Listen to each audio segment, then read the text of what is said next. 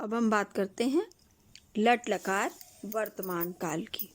तो वाक्य को पढ़ने से हमको ये ज्ञात होता है कि हमारा वाक्य जो है वो किस काल का है, मतलब किस लकार का हमें प्रयोग करना है।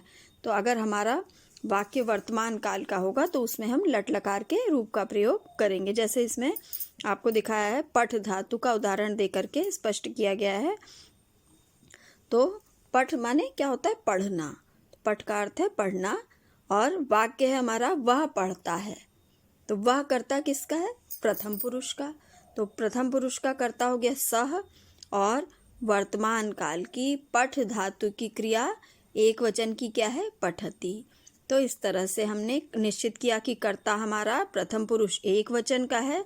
तो हमने लट लकार की प्रथम पुरुष एक वचन की क्रिया पठती का प्रयोग किया। इसी तरह से अब हमारा वाक्य है वे दोनों पढ़ते हैं। तो वे दोनों वाक्य से स्पष्ट हो रहा है कि वे दोनों ये द्विवचन का करता है, और पढ़ते हैं ये वर्तमान काल की क्रिया है। तो वे दोनों, चूँकि ये प्रथम पुरुष का करता है, तो वे दोनों, तो इस तरह से इसमें हमने जो है तो शब्द का प्रयोग किया वे दोनों के लिए, और पठ धातु का प्रथम पुरुष एक वचन का रूप होता है लट लकार में पठतः। तो इस तरह से वाक्य हमारा बना तो पठतः। अब इसी तरह से बहुवचन का उदाहरण देखें तो प्रथम पुरुष में वाक्य है वे सब पढ़ते हैं। वे सब के लिए संस्कृत में ते शब्द होता है, और पढ़ते हैं वर्तमान काल की क्रिया हो गई। और बहुवचन में रूप क्या हुआ? पठ धातु का लट लकार का पठन्ति। तो इस तरह से वे पढ़ते हैं, इसका अनुवाद हुआ ते पठन्ति, वे सब पढ़ते हैं। अब इसी तरह से मध्यम पुरुष का उदाहरण हम देखें तो तुम पढ़ते हो। तो तुम के लिए संस्कृत में त्वम शब्द का प्रयोग होता है, और पढ़ते हो क्रिया ये वर्तमान काल की है, और इसमें हमको लट लकार का पठ धातु का एक वचन का रूप प्रयोग करना है, तो जो कि है पठसी। तो त्वम पठसी वाक्य बना। अब इसी तरह से तुम दोनों पढ़ते हो। तुम दोनों के लिए संस्कृत में युवाम शब्द होता है, और पढ़ते हो चूँकि वर्तमान काल है इसलिए लट लकार का रूप प्रयोग करते हुए यहाँ पर हमने मध्यम पुरुष द्विवचन का करता है युवाम, तो हमने यहाँ पठतः क्रिया का प्रयोग किया। अब इसी तरह से तुम सब पढ़ते हो।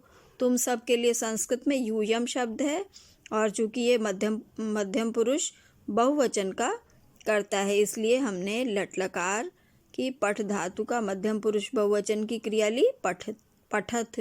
तो इस तरह से वाक्य बन गया यूयम पठत।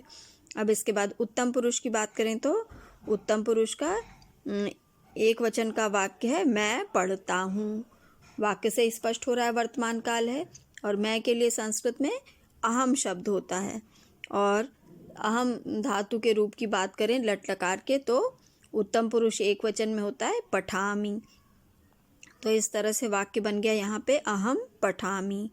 हम दोनों पढ़ते हैं, तो हम दोनों के लिए संस्कृत में आवाम शब्द होता है, और पढ़ते हैं चूँकि हम दोनों के लिए आया है इसलिए द्विवचन की क्रिया यहाँ पे प्रयोग होगी जो कि उत्तम पुरुष की है, क्योंकि आवाम हमारा उत्तम पुरुष द्विवचन का करता है। तो उत्तम पुरुष द्विवचन का पठ धातु का लट लकार का रूप है आवाम पठावह। और हम सब पढ़ते हैं, हम सब के लिए संस्कृत में वयम शब्द, और पढ़ते हैं इसके लिए आएगा उत्तम पुरुष बहुवचन का रूप जो कि है पठामह।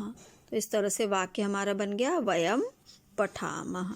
इस तरह से जहाँ पर वर्तमान काल की क्रिया होगी वहाँ पर लट लकार के रूप का प्रयोग हम कर्ता के अनुसार और वचन के अनुसार करेंगे।